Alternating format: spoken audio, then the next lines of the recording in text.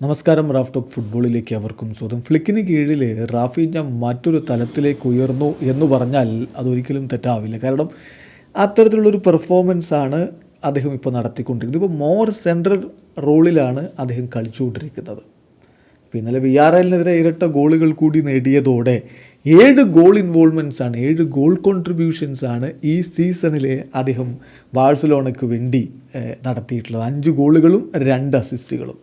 വെറും 7 അപ്പിയറൻസുകളിൽ നിന്നാണ് ഈ 7 ഗോൾ ഇൻവോൾവ്മെൻറ്റ്സ്. കഴിഞ്ഞ സീസണിൽ 7 ഗോൾ ഇൻവോൾവ്മെൻറ്റ്സിലേക്ക് എത്താൻ റാഫീഞ്ഞ എടുത്തിരുന്നത് 16 മത്സരങ്ങളാണ് എന്ന കാര്യം കൂടി ഓർക്കുക.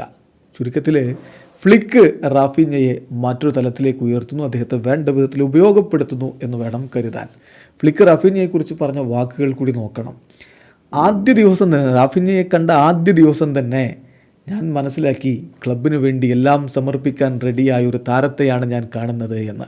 യെസ്, ആ തിരിച്ചറിവിൽ നിന്നാണ് റാഫീഞ്ഞയെ ഏറ്റവും മികച്ച രൂപത്തിൽ ഫ്ലിക്ക് ഉപയോഗപ്പെടുത്തുന്നത്. റാഫീഞ്ഞ തന്നെ ചില കാര്യങ്ങൾ പറയുന്നുണ്ട്. ഞാൻ കള്ളം പറയുന്നില്ല, ബാഴ്സലോണ ഫാനായിരുന്നു. കുഞ്ഞുനാൾ മുതൽ ഞാനൊരു ബാഴ്സലോണ ഫാനായിരുന്നു. ബാഴ്സലോണയിലെ താരങ്ങളെ കണ്ടുകൊണ്ടാണ് ഞാൻ വളർന്നു വന്നത്. സോ ഇവിടെ ഇപ്പോൾ ബാഴ്സയ്ക്ക് വേണ്ടി കളിക്കുക എന്നുള്ളതൊരു ഹോണറായിട്ടാണ് ഞാൻ കാണുന്നത്. പിന്നെ ബാഴ്സയുടെ ക്യാപ്റ്റൻസി എന്ന് പറഞ്ഞാൽ എനിക്കത് വളരെ വലിയ കാര്യമാണ്. ഞാൻ വളരെ ഇമോഷണലാണ്. ബാഴ്സയുടെ ക്യാപ്റ്റനായിട്ട് കളിക്കളത്തിലേക്ക് ഇറങ്ങുക എന്നുള്ളത് വെരി സ്പെഷ്യലായിട്ടുള്ള കാര്യമാണ് എന്നുകൂടി ഇപ്പോൾ റാഫീഞ്ഞ പറയുന്നുണ്ട്. എന്തായാലും റാഫീഞ്ഞ ബാഴ്സയിൽ മറ്റൊരു തലത്തിലേക്ക് ഉയരുന്നു. വീഡിയോ അവസാനിക്കുന്നു. ഫുട്ബോൾ ലോകത്തെ കൂടുതൽ വിശേഷങ്ങളുമായി റാഫ് ടോക്സ് കൊണ്ടുവരാം.